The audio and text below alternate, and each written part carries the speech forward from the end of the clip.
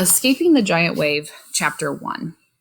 If you could change one thing about your life, what would it be?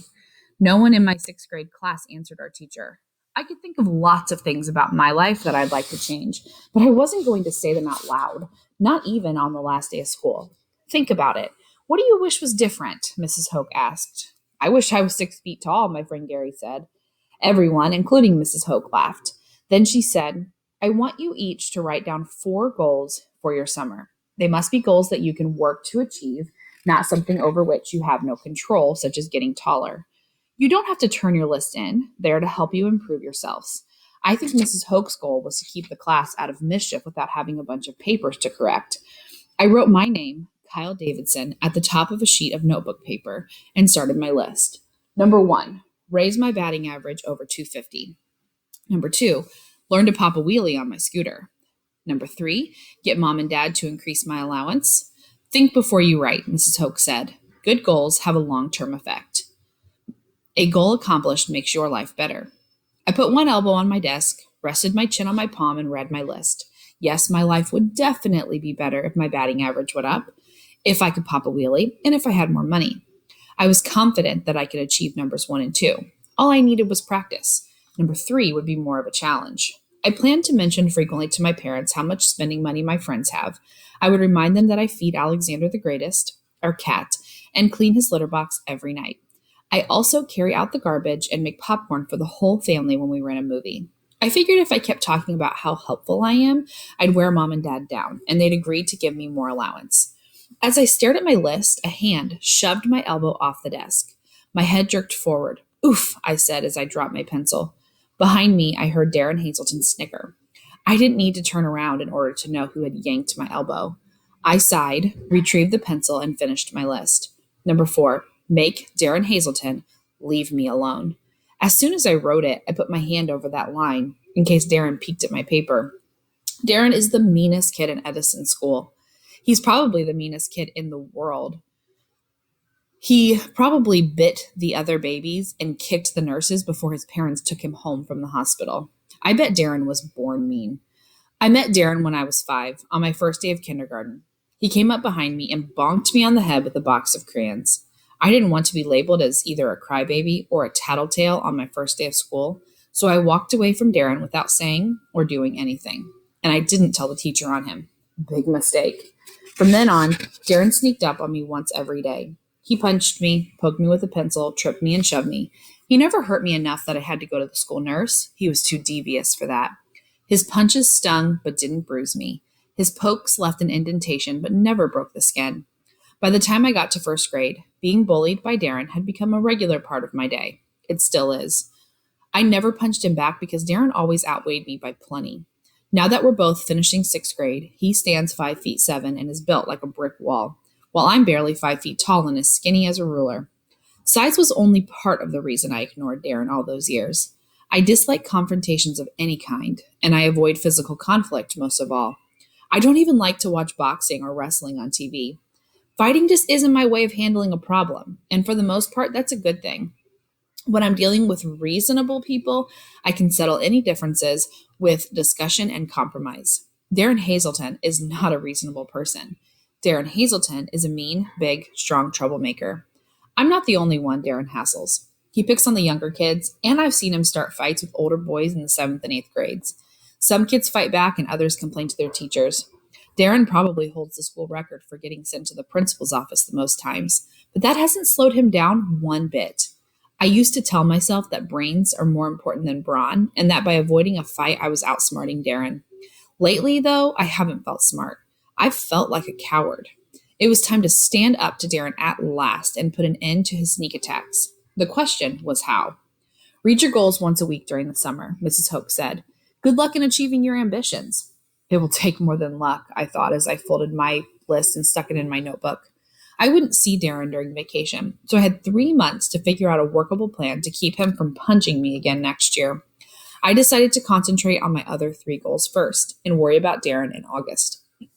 That afternoon, I took home a year's accumulation of items from my locker, including a petrified apple core, a coupon good for 20 cents off a bag of jelly beans, expiration date 2 months ago, 3 overdue library books, and a pair of dirty socks that I didn't put on after gym class one day when I was in a hurry. My backpack bulged. I would have tossed some of it away at school, but all the waste baskets there were already overflowing with other kids' trash. I was eating graham crackers and sorting through all the junk when Mom made a surprise announcement. Due to your maturity and responsible behavior, Dad and I have decided that it is no longer necessary to hire a sitter for you and BB. BB is my little sister, and yes, that is her real name. Mom and Dad couldn't decide whether to name her Bernice after Dad's mother or Barbara after Mom's mother, so they took the two initials and made up a brand new weirdo name. If the two B's stood for brainy and bizarre, the name would fit her perfectly. BB is not your ordinary 8-year-old, not by a long shot. When Mom gave me the no more babysitter news, she smiled expectantly, and I could tell she thought I would be glad. How much? I asked. Mom seemed baffled. How much what? How much do I get paid for watching BB? Paid? Mom looked as if I had demanded a fee for making my bed or brushing my teeth. You always paid Shelley $5 an hour, I said. That was different. Shelley was a hired sitter. You are a slave. Kyle, don't be ridiculous. You are a member of this family. We each contribute what we can, and you can help by taking care of BB tomorrow night while your dad and I attend the monthly sales dinner. My parents both work for a large real estate firm. Dad sells commercial office space. Mom sells houses and condominiums. How long will you be gone? I asked. We need to leave at 6, Mom said, and we should be home by 10:30 at the latest.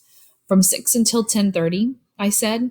That's 4.5 hours. Shelley would get paid $22.50. All you have to do is heat up dinner, wash the dishes, and see that BB goes to bed at 8:30. It'll be a snap. Shelley gets a tip for doing the dishes, I said. Shelley doesn't live here. Mom raised one eyebrow and gave me a look that suggested I wouldn't live here much longer either if I said another word about Shelley. What if BB won't? I asked. Won't what? Won't eat her dinner, won't go to bed, won't do anything I said. I'll talk to her before we leave, Mom said. I'll tell her that when she's all tucked in bed, you'll read to her for a while. My sister knows how to read, but she still loves to have someone read aloud to her, especially if she gets to choose the reading material. I won't read one of her financial reports, I said. I'll read part of a Harry Potter book or something else that normal kids like, but I'm not reading about a mutual fund or the quarterly report from General Electric or any of BB's other favorites. My sister is a financial whiz. When she was 2, she refused to play with blocks or dolls. All she wanted was a calculator. Last Christmas, when she went to get her picture taken with Santa, she asked him to bring her shares of stock in a toy company. Toys break, BB explained. Stocks appreciate. I'll try, the startled Santa said, but I can't promise. You can choose what to read to her, Mom said. Then she added, I'll make homemade pizza. I knew the pizza was a thank you for me. Pizza is my all-time favorite food, especially Mom's homemade pizza, which she usually makes only for birthdays. Even so, I couldn't resist saying, let's see, 4.5 hours times 0 cents an hour equals, I paused for dramatic effect, unfair. BB came in from the backyard carrying her radio and her stuffed bear Bill. The bill was named for Bill Gates, founder of Microsoft and BB's hero because he's one of the richest people in the world. The Dow is up 30 points, she said, smiling broadly, and the NASDAQ is up 10. Bill and I are happy. Nobody knows why BB is interested in the stock market. It certainly isn't because our family is wealthy. We don't even own stocks, but BB follows the daily stock market reports the way other kids read the cartoons. She is fascinated by the idea of many people owning a small share of a big company. BB put her radio and Bill on my bed, then helped herself to some graham crackers. Dad and I are going to a sales dinner tomorrow night, Mom said. Who's babysitting? BB asked. Kyle. BB choked and made a face as if the crackers were moldy. No way, she sputtered. Kyle isn't old enough. Kyle is 13, Mom said. That's how old Shelley was when she began babysitting. How much? BB asked. Mom gave her a suspicious look. How much what? How much do I get paid for letting Kyle be my sitter? The sitter gets paid, I said, not the sittee. Nobody is being paid, Mom said. Unfair, said BB. That's what I told her, I said. There ought to be special child labor laws for family members. Then I added, of course, if I were to get a bigger allowance, I might feel differently. I'll think about it, Mom said. That wasn't yes, but it wasn't no either. Maybe I really would accomplish my summer goals. As soon as Mom and Dad left the next evening, I told BB, I'm in charge now, and these are the rules. She glared at me. Rule number 1, we can eat dessert first. BB quit scowling. Rule number 2, when we have pizza, we can eat it with our fingers instead of using a fork. BB smiled.